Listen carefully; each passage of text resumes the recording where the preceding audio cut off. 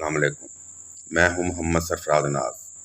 उमर शरीफ, जिन्हें हमसे जुदा हुए 1 साल होने को है, अपनी पूरी ज़िंदगी इंतहाई मुतहर्रक रहे।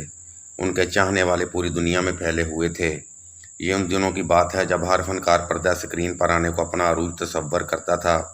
इसी रवायत के मुताबिक उन्हें फ़िल्मों में चांस दिया गया, मगर वो किरदार उमर शरीफ के फ़न और मकबूलियत के तनासब से बहुत कम थे।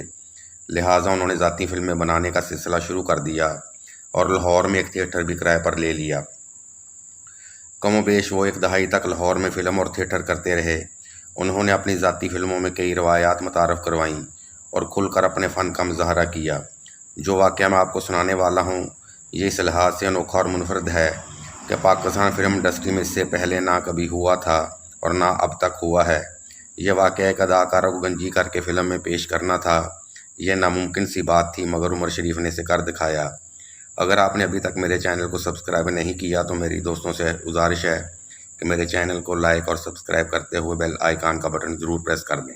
इस गंजी अदाकारा का वाक़या सुनाने से पहले मौका का फ़ायदा उठाते हुए मुख्तसरन मैं आपको उन अदाकारों बारे भी आगाह कर दूँ जिन्होंने किरदारों में हकीकत का रंग भरने के लिए अपने अपने वालों की कुर्बानी दे डाली। टेंड का नाम आते ही फिल्में देखने वालों के जहन में जो पहला नाम आता है वो मुस्तफ़ा टेंड का है। अगरचे मुस्तफ़ा टेंड ने पूरी ज़िंदगी फ़िल्मों में सानवी नवीद के किरदार अदा किए, मगर शोहरत के लिहाज से वो सुपरस्टारों से कम नहीं थे और उनके नाम से हर ख़ास आम खूब वाकिफ़ था। फिर एक वक्त आया कि जब टेलीविज़न घर घर पहुंच गया तो मिस्टर कोजेक ने टीवी सीरीज़ की वजह से बहुत शोहरत हासिल की। अदाकार दिलीप कुमार की भी एक फ़िल्म का उन दिनों बहुत शोहरा था। चंद्रगुप्त में वो टेंड के साथ काम करने वाले थे, मगर उनकी ये फ़िल्म कभी मुकम्मल न हो सकी। कई दहाइयाँ कबल हॉलीवुड अदाकार कोजेक की मकबूलियत के बाद मौजूदा दौर का हसीन इत्तेफाक है कि हॉलीवुड के 3 महंगे तरीन अदाकार दी फास्ट एंड फ्यूरियस में जमा हो गए हैं और तीनों गंजे हैं। इनमें डॉनी जॉनसन, वैन डीज़ल और जेसन स्टेथम शामिल हैं। और मज़े की बात यह है कि दी फास्ट एंड फ्यूरियस के अलावा भी ये फ़िल्मों में विग नहीं लगाते। वैन डीज़ल एक्स सीरीज़ और जेसन स्टेथम ड्राइवर नामी फ़िल्म सीरीज़ में भी काम करते हैं, जबकि डॉनी जॉनसन सोलो हीरो के तौर पर इसी हुलिये में काम करते हैं। इन गंजे अदाकारों की फ़िल्मों ने बॉन्ड सीरीज़ की मकबूलियत के रिकॉर्ड्स भी तोड़ दिए हैं।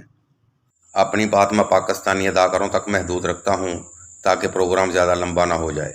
पाकिस्तान में जब अपनी टेंड की वजह से मिस्टर कोजेक बहुत मशहूर हो गए तो टीवी और स्टेज के नामवर अदाकार फ़खरी अहमद ने भी टेंड करवा ली और कई साल तक ऐसे ही काम करते रहे, जिस पर अखबारात में कभी कभी उन्हें पाकिस्तानी कोजेक भी लिखा जाता था। ताहम ज़्यादा शोहरत ना मिलने पर उन्होंने बाहर रख लिए थे।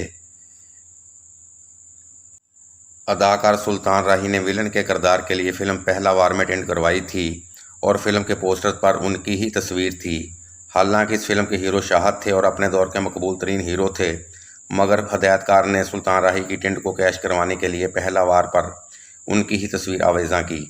ताहम जब उन्होंने दूसरी मरतबा टेंड करवाई तो उस वक्त तक वो सिक्का बंद हीरो बन चुके थे, मगर पठान का किरदार अदा करने के लिए हदायतकार की बात मानते हुए उन्होंने शेरा बलोच नामी फ़िल्म में फिर टेंड करवा ली थी। अदाकार बब्बू बराल ने स्टेज ड्रामों में जब काम शुरू किया तो उनके बाल होते थे और उन्होंने इसी समेत काफ़ी अरसा तक स्टेज पर काम किया। बाद में वो कुछ अरसे के लिए अमेरिका सेटल हो गए और वापस आकर टेंड के साथ शर्तियाँ मिठे नामी एक ड्रामा किया तो एक ही जस्त में सुपरस्टार बन गए और फिर अपनी टेंड को अपनी शख्सियत का एक हिस्सा बना लिया। पश्तो फिल्मों में विलन के किरदार अदा करने वाले अमानुल्लाह इंडस्ट्री में हीरो बनने के लिए आए थे, मगर हदायतकार ने दुल्हन एक रात की में उन्हें विलन बनाते हुए गंजा भी कर दिया, जो कि उनकी ज़ात का एक हिस्सा बन गई। सुना है कि उन्होंने कोई किताब भी लिखी है, मगर अभी तक हमें दस्तयाब नहीं हुई। अदाकार यूसुफ खान का फिल्म इंडस्ट्री में बड़ा दबदबा था और वो अपनी शराइत पर ही फिल्मों में काम किया करते थे। कोई और कहता तो शायद कभी भी टेंड करवाने पर रजामंद ना होते, मगर अपनी ज़ाती फ़िल्म बुत शिकन के लिए उन्होंने बालों की कुर्बानी दे दी थी। अदाकार मुस्तफ़ा कुरैशी की फ़नी सलाहियतों से कौन वाकिफ़ नहीं। नूरी नत का किरदार उनकी मुस्तकिल पहचान बन चुका है। उन्होंने भी एक फ़िल्म आग ही आग में हकीकत का रंग भरने के लिए टेंड करवाई थी। मैं बात करूंगा शहनशाह जज्बात मोहम्मद अली का, कि जिन्हें असली बालों के हमरा देखने का दावा करने वाले ना होने के बराबर थे। खूबसूरत विग उनकी शख्सियत का एक हिस्सा बन चुकी थी। उन्होंने टीपू सुल्तान का किरदार अदा करने के लिए इस फिल्म में बगैर बालों के काम किया था। दिलचस्प बात यह है कि टीपू सुल्तान, जो कि हैदर अली के दलेर फर्जंद थे, جب فلم حیدر علی بنائی گئی تو ٹیپو سلطان کے بعد حیدر علی کا کردار بھی اداکار محمد علی نے ہی ادا کیا تھا۔ میرے شہر کے ہر دل عزیز فنکار طارق گوگا نے بھی ٹینٹ کے ساتھ ڈراموں میں جلوہ آزمائی کی اور ایک طویل عرصے تک اسی حلیوں میں کام کرتے رہے۔ تاہم سہیل احمد کے ٹی وی پروگرام میں انہیں وگ پہنا کر ان کی ٹینٹ کے ساتھ زیادتی کی گئی ہے۔ اسٹیج کے ایک اور اداکار ظفر ارشاد نے بھی ٹینٹ کے ہمراہ کافی شہرت حاصل کی تھی، مگر اب کم نظر آتے ہیں۔ لگتا ہے کہ ان کے مقابلے میں اکرم اداس کی ٹینٹ زیادہ چمک گئی ہے۔ موجودہ دور کی بات کریں تو اکرم اداس نے مقبولیت کے لحاظ سے مستویٰ ٹینٹ والا مقام حاصل کر لیا ہے۔ ٹی وی فلم کے ساتھ ساتھ وہ بھارتی فلموں میں بھی کام کر کے ہر دل عزیزی کی منزل تک پہنچ چکے ہیں۔ ان کا مکالمہ فیر کہندے بوٹا گالاں کٹدا محفلوں کی جان بن چکا ہے۔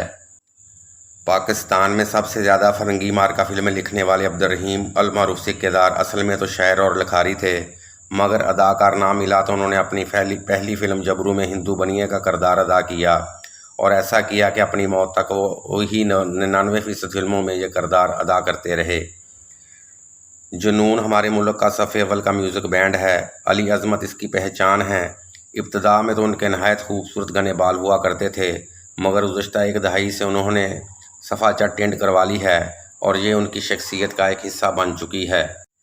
اب میں جس گنجی اداکارہ کی بات کرنے والا ہوں، اس کردار کے لیے پہلے اداکارہ نرگس کو آفر کی گئی تھی، مگر اس نے بالوں کی قربانی دینے سے انکار کر دیا تھا۔ مگر انہی دنوں ایک افسوسناک واقعہ پیش آیا، جب 2 دہائیاں قبل مشہور زمانہ عابد باکسر نے کسی تنازع کی وجہ سے اداکارہ نرگس کو سر کے بالوں اور باموں سے محروم کر دیا تھا۔ تاہم اس مقدمے کا وہی انجام ہوا تھا جو اکثر اوقات ہمارے ہاں صلح کی شکل میں ہوتا ہے۔ اب آتا ہوں میں اس طرف کے جہاں سے میری بات شروع ہوئی تھی۔ شاید یہ عمر شریف کی آخری پروڈکشن تھی جس کا نام چاند بابو تھا، مگر یہ فلم زیادہ کامیاب نہ ہو سکی تھی۔ کہا جاتا ہے کہ اداکارہ نرگس نے پہلے یہ کردار ادا کرنے کی حامی بھر لی تھی، مگر بعد میں اس نے کام کرنے سے انکار کر دیا۔ اس نے کیا انکار کرنا تھا، کوئی بھی اداکارہ اس کے لیے راضی نہ ہوتی۔ عمر شریف بھی اپنی دھن کا پکا تھا۔ آخر کار انہوں نے الحمرا کے باہر اشتہار جما دیا کہ ایسی لڑکی کی ضرورت ہے جو کہ بالوں کی قربانی دے سکے۔ یہ کمرشل بورڈ پڑھ کر ایک لڑکی نے ہاں کر دی، جس کا فلمی نام امبر رکھا گیا۔ اصل بات یہ تھی کہ گنجی اداکارہ کا فلم میں کام کرنا ایک زبردست فلمی سٹنٹ تھا، اور اخبارات میں اس کی خبریں بھی مسلسل شائع ہوتی رہی تھیں۔ چنانچہ جب فلم کی نمائش ہوئی تو اس نے زبردست رش لیا۔